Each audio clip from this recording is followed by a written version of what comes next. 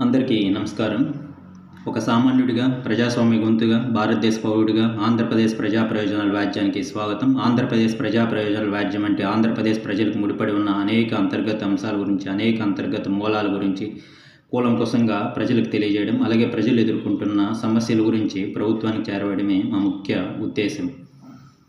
అలాగే తాజాగా మొన్నటి రోజున మాజీ ముఖ్యమంత్రి వైఎస్ జగన్మోహన్ రెడ్డి గారు గౌరవ ఉప ముఖ్యమంత్రి అయిన పవన్ కళ్యాణ్ గారిని ఉద్దేశిస్తూ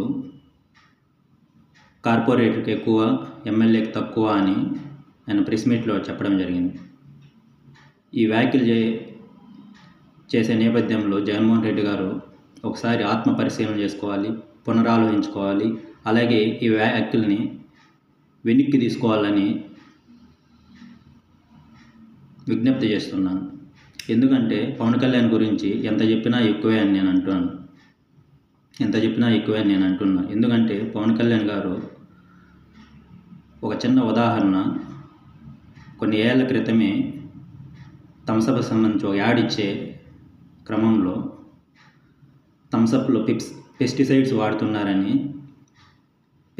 కలుపుతున్నారని ఆయన తెలిసినప్పుడు ఏకంగా అగ్రిమెంటే క్యాన్సిల్ చేసుకొని ఇంతవరకు ఆయన ఒక్క యాడ్ కూడా చేయలేదు. దీన్ని బట్టి మనం ఏం ఆలోచించుకోవాలి? ఆయన ప్రజల గురించి ఎంత ఆలోచించి అడుగులు వేస్తున్నాడనేది ఒకసారి ప్రతి ఒక్కరూ తెలుసుకోవాలి. అలాగే జగన్మోహన్ రెడ్డి గారు కూడా తెలుసుకోవాలి. అలాగే పవన్ కళ్యాణ్ గారు కౌలు రైతులకి ఏకంగా 30 కోట్ల రూపాయలు దానం చేశాడు. అది ఎంత చెప్పినా ఎక్కువే కదా. అలాగే పవన్ కళ్యాణ్ గారిని తాజాగా ఈ మధ్యకాలంలో హోంమంత్రి అమిత్ షా గారు మన రాష్ట్రానికి వచ్చినప్పుడు ఒక కార్యక్రమంలో ప్రోటోకాల్ ప్రకారము చంద్రబాబు నాయుడు గారికి, అమిత్ షా గారికి సీటు కేటాయించినప్పుడు అక్కడ కూర్చుంటే క్రమంలో ఏకంగా అమిత్ షా గారు సపరేట్గా సీట్ తెప్పించి పవన్ కళ్యాణ్ గారిని కూడా కూర్చోబెట్టినాడు. అది ఆయనకి ఇచ్చే గౌరవం. అలాగే ఢిల్లీలో జరిగిన ఈ మధ్యకాలంలో ఎలక్షన్లో అందరినీ పలకరించే క్రమంలో పవన్ కళ్యాణ్ గారిని ప్రత్యేకంగా నరేంద్ర మోడీ గారు పలకరించారు. అది పవన్ కళ్యాణ్ గారి గొప్పతనం.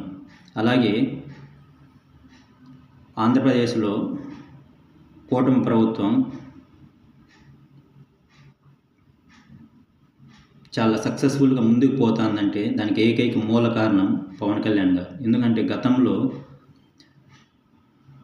బీజేపీ నుండి తెలుగుదేశం పార్టీ విడిపోయినప్పుడు మళ్ళీ గత ఎలక్షన్లో కలిసి ప్రయాణం చేస్తామని అనౌన్స్ చేసిన మొట్టమొదటి వ్యక్తి పవన్ కళ్యాణ్ గారు.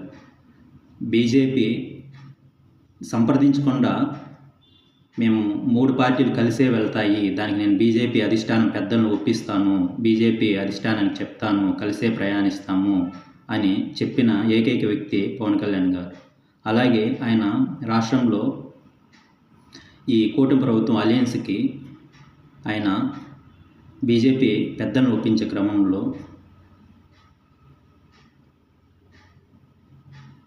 ప్రధానమంత్రి నరేంద్ర మోడీ గారి సమావేశంలో ఆయన ఒకసారి ఆంధ్రప్రదేశ్ తీవ్రంగా నష్టపోతుంది, నలిగిపోతుంది, ఆంధ్రప్రదేశ్ భవిష్యత్తు చాలా దెబ్బతింటుంది, ఒకసారి ఆలోచించండి, మాకు ఒక అవకాశం ఇవ్వండి, ఒక అలయన్స్ ఇవ్వండి, మీతో కలిసి ప్రయాణిస్తాము అని ఆయన చెప్పినప్పుడు ఆయన ఒకసారి ఆలోచించుకొని ఓకే నేను ఉండాను, ఓకే కలిసి ప్రయాణిద్దామని భుజం తట్టి ముందుకెళ్ళండి, కూటమి ప్రభుత్వం విజయం సాధించాలని ముందుకు పంపించిన వెనకున్న వ్యక్తి ప్రధానమంత్రి నరేంద్ర మోడీ గారు. అలాగే దేశ ప్రధాని నరేంద్ర మోడీ మనసులో ప్రత్యేకంగా చోటు సంపాదించిన వ్యక్తి పవన్ కళ్యాణ్ గారు. ఎందుకంటే ప్రస్తుతం దేశంలో అధికారంలో ఉన్న భారతీయ జనతా పార్టీ సంపూర్ణ మెజారిటీ సీట్లు రాలేదు. 240 సీట్ల దాకా ఎంపీ సీట్లు వచ్చాయి. ఆ తర్వాత ఇక్కడ ఆంధ్రప్రదేశ్లో కూటమి ప్రభుత్వంలో ఉన్న ఎంపీ సీట్లు అలాగే బీహార్లో ఉన్న ఎంపీ సీట్లను కలుపుకొని భాజపా పార్టీ అధికారం చేపట్టింది మూడవసారి.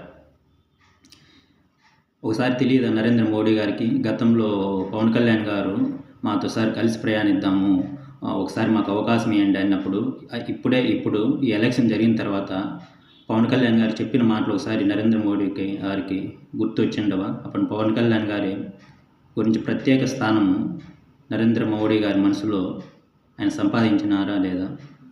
అలాగే ఇప్పుడు గతంలో వైఎస్ జగన్మోహన్ రెడ్డి గారు ఇన్ని 25కి 22 ఎంపీ సీట్లు ఇచ్చారు. అలాగే కేంద్ర ప్రభుత్వంలో మన అవసరం లేకుండా వాళ్ళు సంపూర్ణ మెజారిటీ సాధించారు.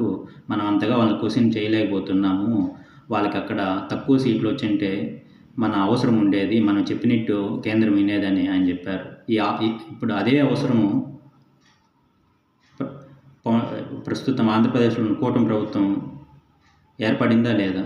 కాబట్టి కూడా తెలుగుదేశం పార్టీ, జనసేన పార్టీ, భాజపా పార్టీతో కలిసి ఉండడం వల్ల ఆంధ్రప్రదేశానికి మంచే జరుగుతుంది, మేలే జరుగుతుంది. కేంద్ర ప్రభుత్వం నుండి అనేక నిధులు రాబట్టుకోవచ్చు.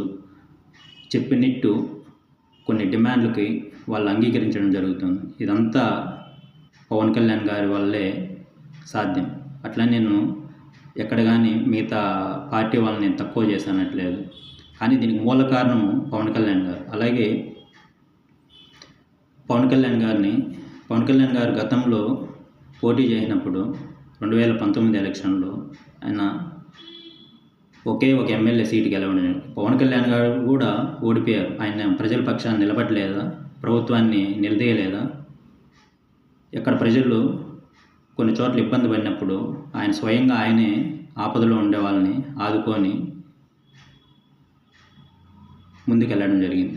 అలాగే ఆయన సినిమాలు చేసే క్రమంలో కూడా ఆయన సినిమాల్లో ఏదన్నా ప్రొడ్యూసర్లకి నష్టం జరిగినప్పుడు కూడా ప్రొడ్యూసర్లకి ఆయన తీసుకున్న రెమ్యునేషన్లో తిరిగి మళ్ళీ ప్రొడ్యూసర్లకే ఇవ్వడం జరిగింది. అలా ఆదుకున్న గొప్ప ఏకైక వ్యక్తి పవన్ కళ్యాణ్ గారు.